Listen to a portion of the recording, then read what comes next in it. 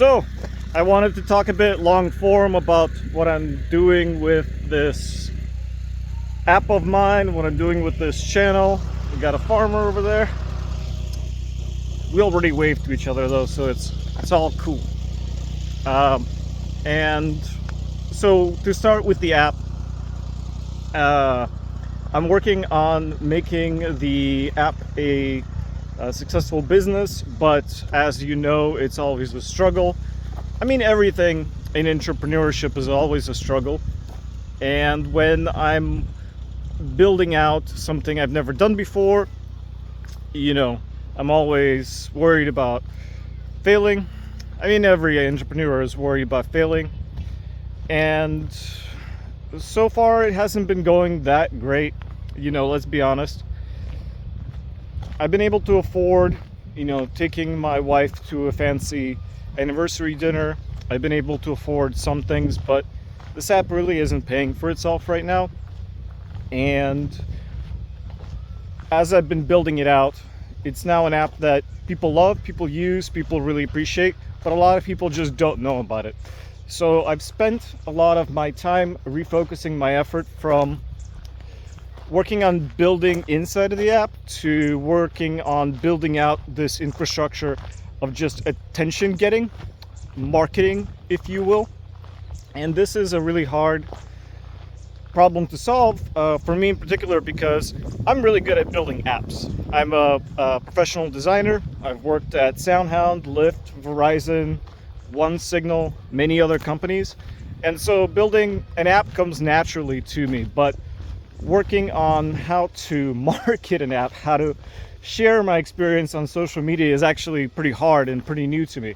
And then on top of it all, there's a whole bunch of different social networks, and they all have their own algorithms and their own cultures, their own communities, their own formats for what you post and how you post it.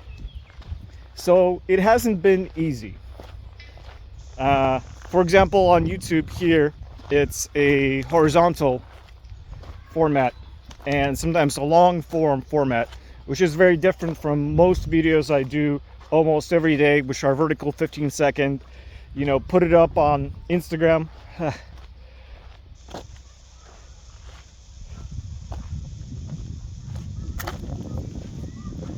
The grass is getting me. I have grass allergies, which is not necessarily compatible with being in a grass field today. But we do what we can for money, glory, profit, and pushing the human race forward, right? Okay, so yeah, I'm trying to figure it out. I think I've explained it to a couple of people, kind of like I built this engine in my garage, but I didn't put the fuel in the engine, and then shouldn't be surprised why the engine isn't, you know, firing and it's on all cylinders. And so right now I'm working on getting this engine the fuel that it needs, and the fuel that it needs is attention, and it converts attention into money.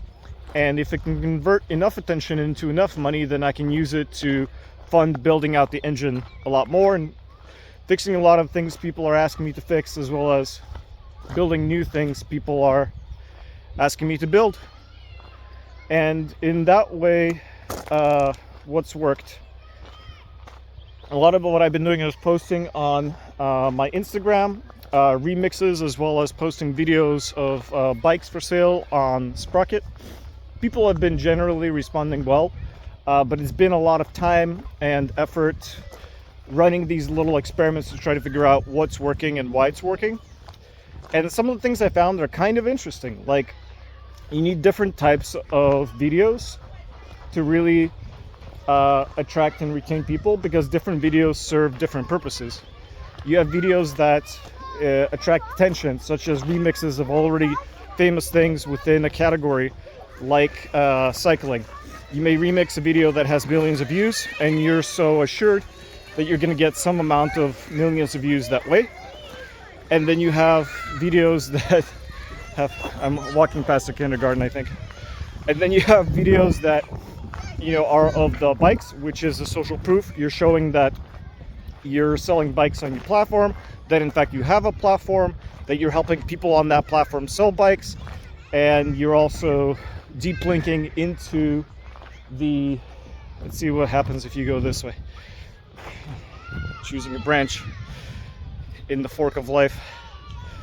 And then the so it works like a social proof, but also deep links into the app. So essentially those videos are working as a way to index the listings from my platform on YouTube, which is the second largest search engine, and doing so manually. And then sometimes I post reviews, which is a different type of social proof. So I do those and get almost no response, but hopefully it paints a picture that people actually like the app and are reviewing the app, and shows people what people who have used the app are actually saying about the app. And then besides that, there's videos I do that are like how-to tutorials, which are fairly popular because I ride myself, I work on my own bike, I've built a bike that I've ridden across the United States. And so in a lot of those cases, when I make those videos, they may go viral, they may not, but they show that I'm a member of the bicycle community. This grass is really getting me.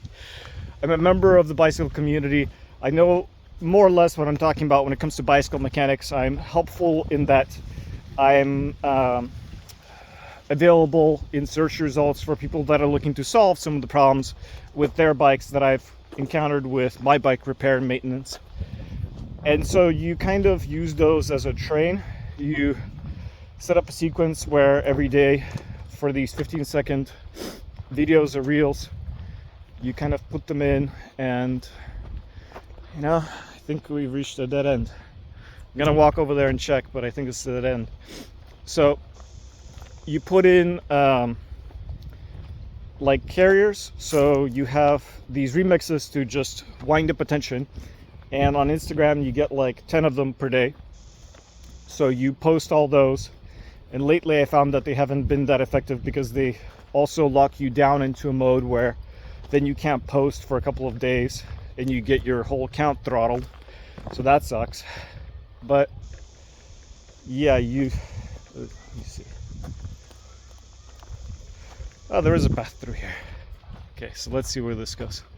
I'm sort of in private property, but I think I'm sort of not, because I'm walking towards what looks like an apartment complex. Yeah, so you do the remixes, then you go through and do a couple of bike videos, like I've been doing 3 a day, or I've been trying to do 3 a day. Then that helps people understand who came for the attention, for the memes, that there's a bike marketplace here and I'm posting real people's bikes and I have something unique that I built. And then occasionally when I'm writing, I do the repair how-to videos. So I may do one a week or one a month or something like that. And then I do the reviews, and I try to do 1 review per day. Lately I've been really slacking on that. So there's a street and there's another kind of path that goes off that way, so let's see where that goes. Oh my god, the grass is killing me. You're killing me, Smalls. Okay, so I've been doing all these things and I've been finding a lot of interesting kind of results from all the testing.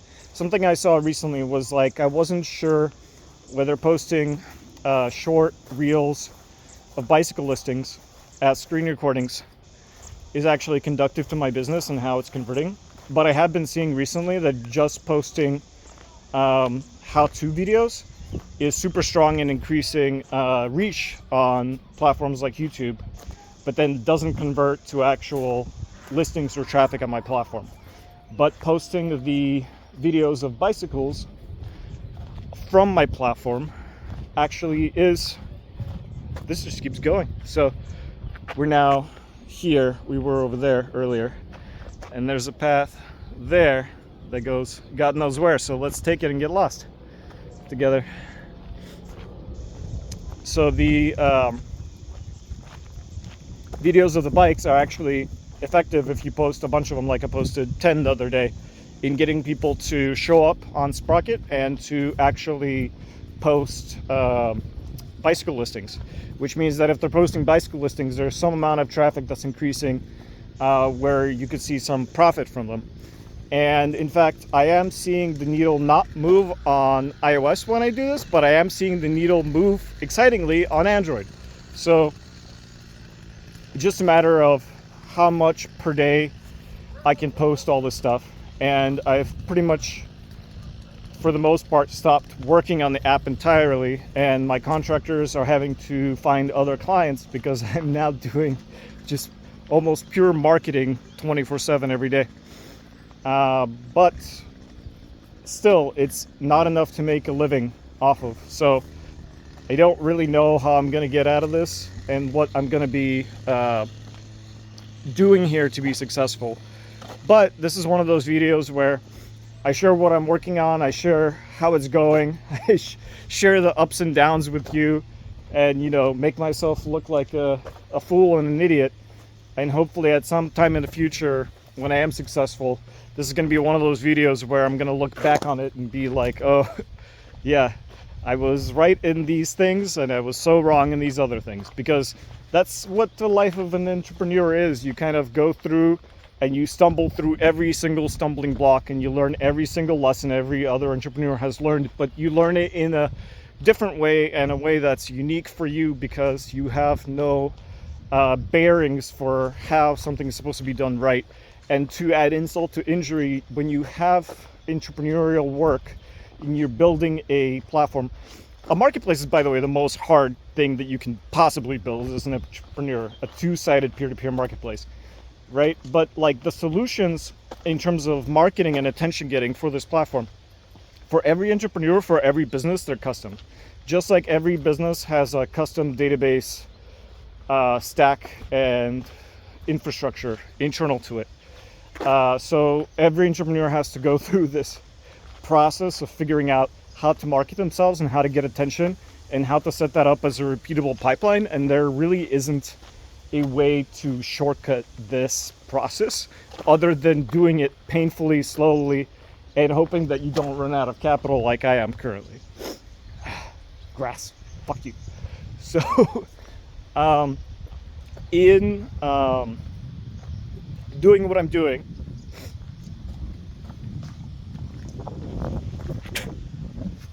oh my god, so the snot is building up in my nose, but I'm managing to not sneeze. Means it's then going up and down into my throat, and then I just had to loogie it out to be able to continue talking.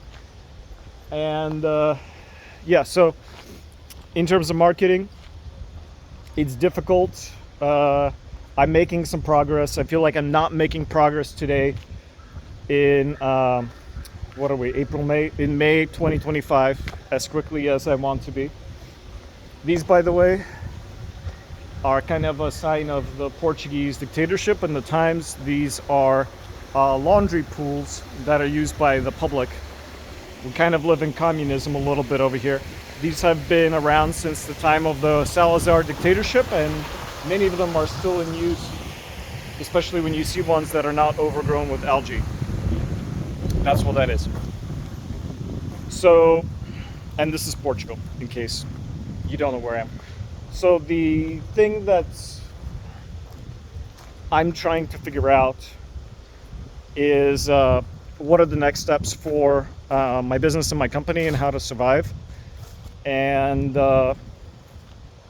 just to backtrack, on top of every single problem that I'm having with marketing and figuring out how to get attention into my already built engine, I'm dealing with the problem of random countries passing laws regulating children being identified and moderated off of platforms.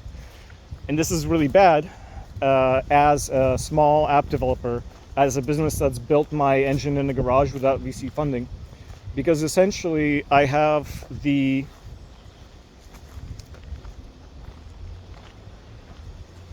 ability to get people's private, very secure documents and store them, but I have a problem in that it increases the security costs for my company astronomically that I can't afford.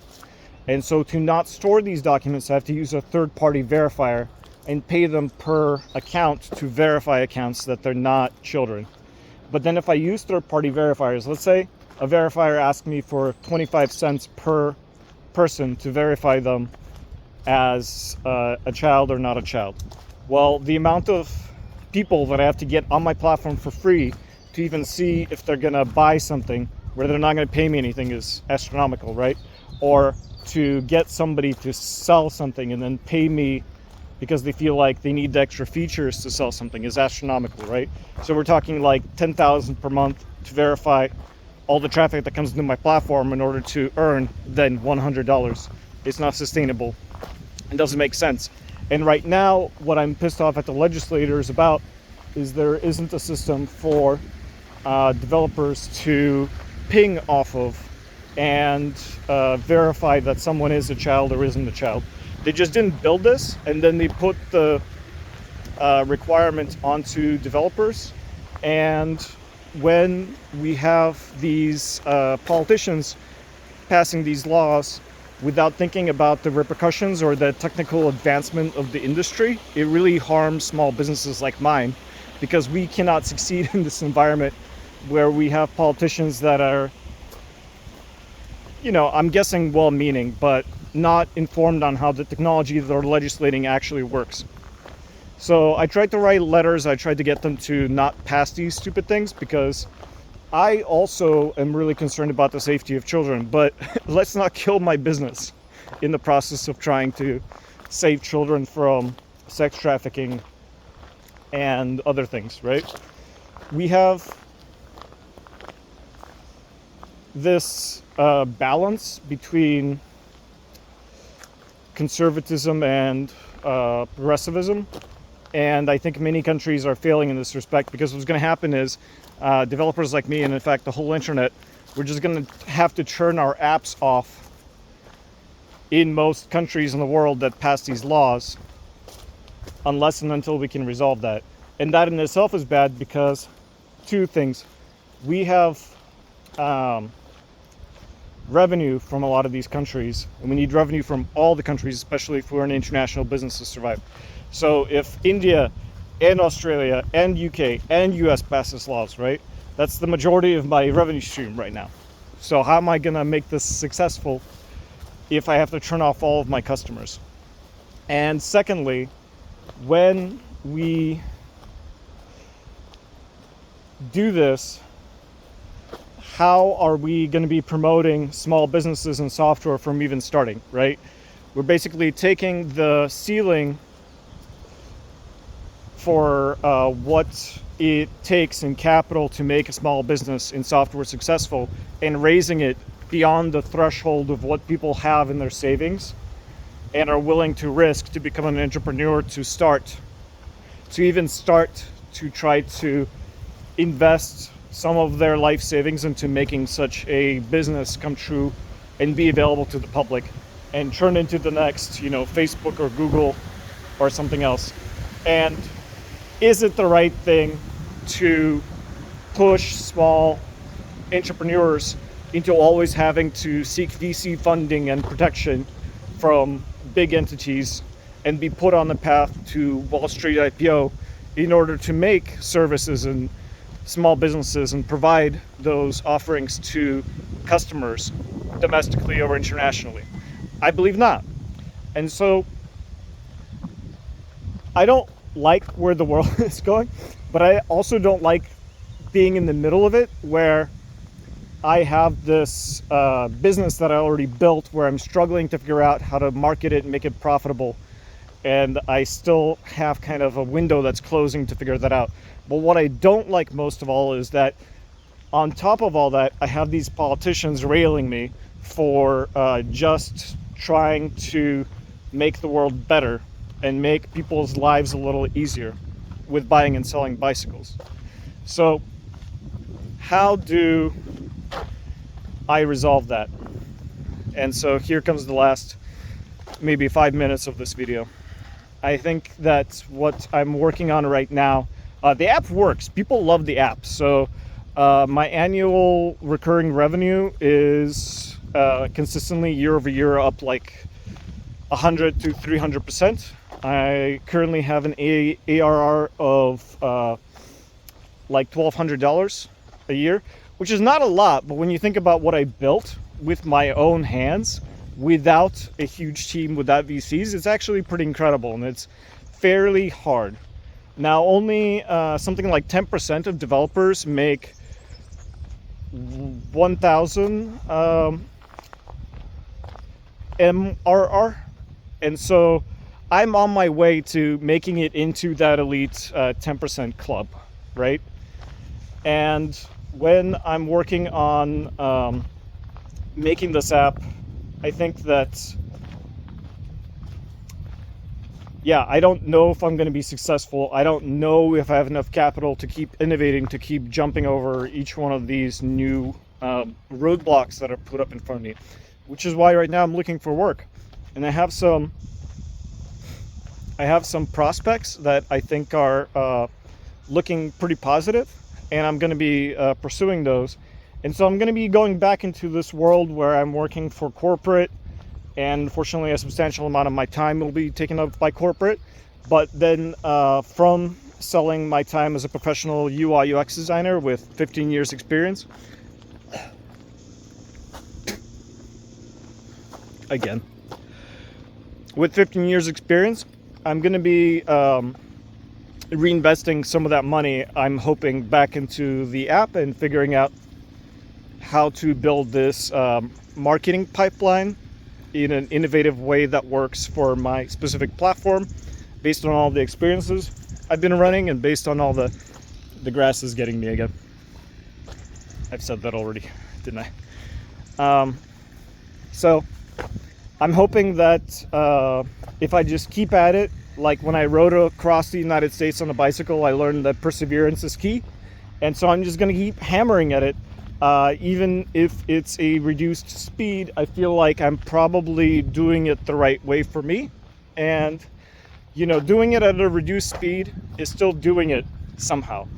The only thing that can stop me is if I get a huge lawsuit or a huge fine from some government. So I need to be aware of that and avoid that. But besides for that, I think I can actually build this infrastructure on coast. Oh yeah, and there's also Trump and all of his fascist, Nazi, monarchist, orange pieces of shit. So I try to think positively that my business isn't going to be taken away from me, but to some extent that's outside of my control. So I worry about the things that I can't control as a small business owner. And with that, I want to say happy Ukrainian Vyshyvanka Day today. Long live Ukraine. And try my app. It's called Sprocket. It's a bicycle peer-to-peer marketplace. You can find it at sprocket.bike/app. It's available on iOS, iPadOS, macOS, VisionOS, watchOS. It's also available on Android and on Chrome OS and on the web at sprocket.bike, previously mentioned. We have subscriptions. Our subscriptions are, you can get a weekly subscription, a monthly subscription, an annual subscription, or lifetime. And in America, it's $3 for weekly, $10 for monthly, something like $90 for annual, and $500 for lifetime. You get everything forever. And in other countries, it's less, of course. Like in Brazil and India, it's substantially lower for pricing power in those countries. And what do you get with those subscriptions? So your listing, when you list the first one, it's free, and then it's like $1 in the US for every listing after. So the weekly, monthly, and annual subscriptions, not only do they show off your account, but they give you heavy discounts on those listings. So if you have a garage full of bikes, or you repair bikes often as a bike co-op, or you're a bike business or a bicycle corporation that's providing bicycle products of some kind, instead of posting bikes and paying me $1 each time, you can be saving as much as 50% or 60% on each listing with these subscriptions. And of course, lifetime, you get all your subscriptions for free You get all your listings for free forever. Sorry, grass is getting me. See you next time.